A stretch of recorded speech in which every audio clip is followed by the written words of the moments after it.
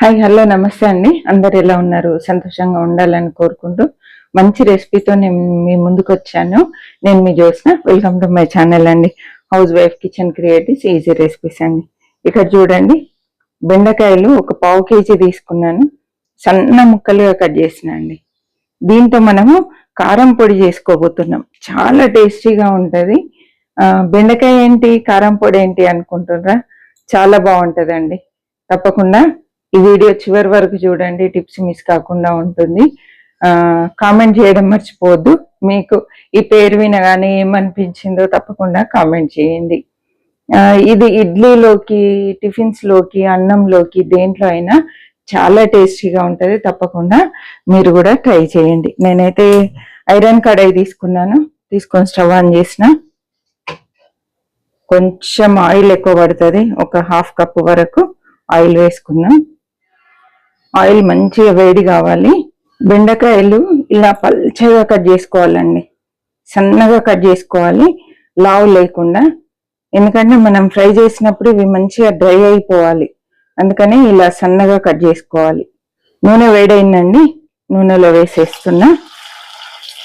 ఇవి మంచిగా డ్రై అయ్యే వరకు మనము వీటిని గోల్డెన్ బ్రౌన్ కలర్ వచ్చే వరకు ఫ్రై చేసుకోవాలండి. మనకు పిల్లలు కూరగాయలు తిననప్పుడు ఇలా కారం పొడి చేసి పెట్టామనుకోండి, అసలు అందులో ఏముందో కూడా వాళ్ళు గుర్తుపట్టారు, హాయిగా తినేస్తారండి. ఇష్టం లేని వాళ్ళు కూడా ఇష్టంగా తింటారు. ఇది బెండకాయ పచ్చడి కూడా సూపర్ ఉంటుందండి, చాలా బాగుంటది. కారం పొడి కూడా బాగా అనే బదులు కమ్మగా అంటే సూపర్ అండి. మంచి టేస్ట్ వస్తుంది బెండకాయ వేసి కారం పొడి చేస్తే, చాలా బాగుంటది. నెల రోజులైనా నిలువ ఉంటదండి. ఇక ఇక్కడ చూడండి, ఇలా కొంచెం మంచి కలర్ వచ్చిన తర్వాత మనం ఒక బౌల్లోకి తీసుకొని మంచి ఆరనివ్వాలి. చూడండి, సౌండ్ వస్తుంది. ఎక్కువ వేయొద్దండి, కొన్ని వేసి ఫ్రై చేసుకోవాలి. అన్ని వేంపానండి, ఇది లాస్ట్ది. ఇప్పుడు ఒక గుప్పెడు కరివేపాకు ఇందులో వేసేసుకోవాలి.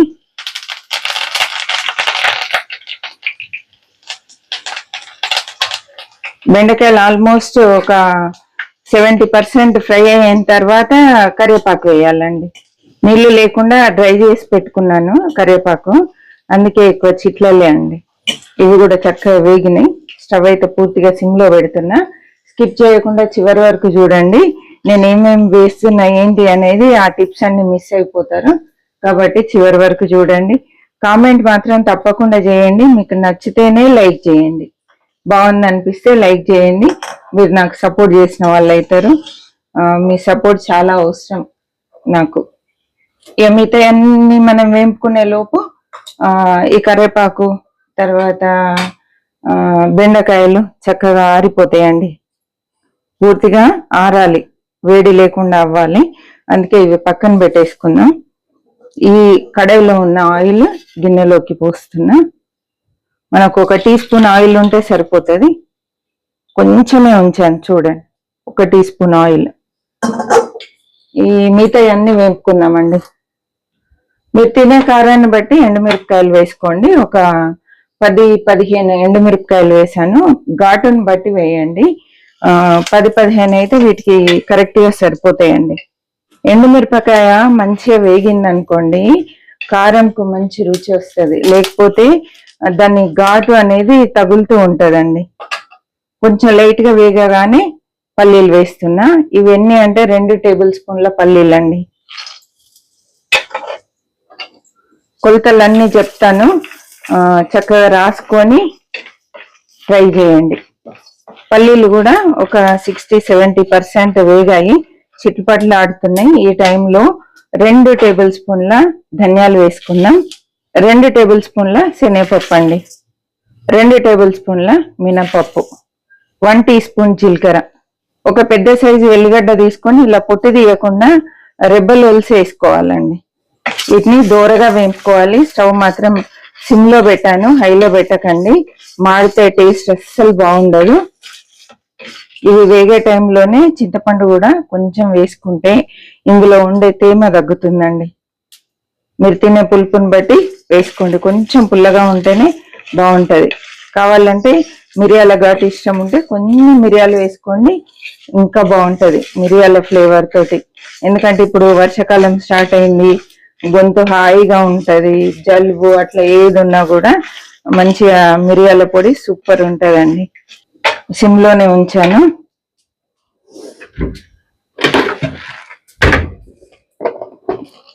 కొన్ని మిరియాలు వేస్తున్నా అండి, హాఫ్ టీ స్పూన్. మిరియాల ఘాటు దీనికి సూపర్ ఉంటదండి.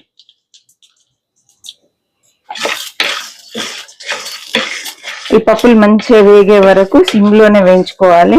ఎప్పుడు కానీ హైలో పెట్టి పప్పులు పొడులు చేసేటప్పుడు అంటే కారం కోసం మాత్రం హైలో పెట్టి చేయకండి, సిమ్లోనే దూరగా వేపుకోవాలి. చూడండి మంచిగా వేగినాయి, దూరగా కమ్మటి వాసన వస్తుంది. ఇప్పుడైతే స్టవ్ ఆఫ్ చేస్తున్నా. ఇవన్నీ ఒక ప్లేట్లో వేసి ఆరబెట్టుకుందామండి. పూర్తిగా చల్లారినాయండి. ఇప్పుడు ఇందులో మనం వేపి పెట్టుకున్న బెండకాయలు, కరివేపాకు అన్ని వేసేసుకుందాం.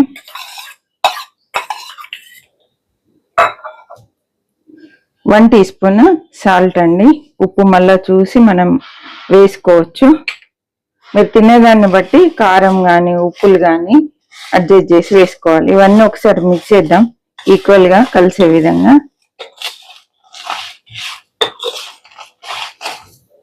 మిక్సీ జార్ తీసుకొని పొడి చేసుకుందామండి. ఎక్కువ వేయొద్దు, ఎక్కువ ఒకటేసారి వేస్తే పొడి అనేది మెత్తగా అవుతుందండి. కొంచెం కొంచెం వేసి చేసుకోవాలి. ఇప్పుడు ఇది ఒక 2 టైమ్స్ మనం మిక్సీ పట్టుకున్నాం అనుకోండి, ఆన్ ఆఫ్ చేస్తూ చక్కగా పొడి అయిపోతుంది.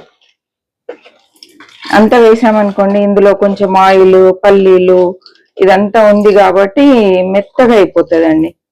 మెత్తగా కాకుండా మనకు పొడి రావాలి కాబట్టి ఆన్ ఆఫ్ చేస్తూ పట్టాలి.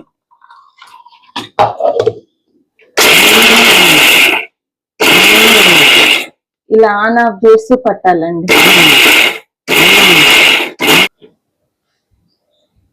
చూద్దాం, చూసారా ఎంత మంచిగా పొడైందో. ఇది నెయ్యి వేసుకొని వేడి అన్నంలో తింటే ఎంత అద్భుతంగా ఉండాలి చూడండి. కనీసం ఇది గడ్డగట్టడము, మెత్తగా అవ్వడము, తడి కానీ ఏదన్నా ఉందా అండి? అసలు ఎవరన్నా గుర్తుపడతారా బెండకాయతో చేసినామంటే? కొంచెం టేస్ట్ చూద్దామా? నెయ్యితో ఇంకా సూపర్ ఉంటది.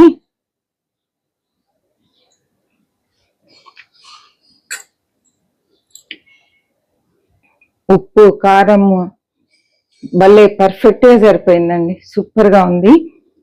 చూడండి ఎంత బాగా పొడి పొడిగా అయిందో. ఇదిగో, ఎవరు నమ్మరు చెప్పిన, ఇది బెండకాయ కారం పొడి అంటే. టేస్ట్ కూడా చాలా అద్భుతంగా ఉంటది. తప్పకుండా ట్రై చేయండి.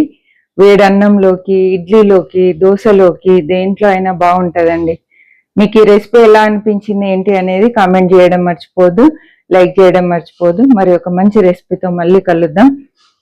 బెండకాయ కారం పొడి తప్పకుండా ట్రై చేయండి.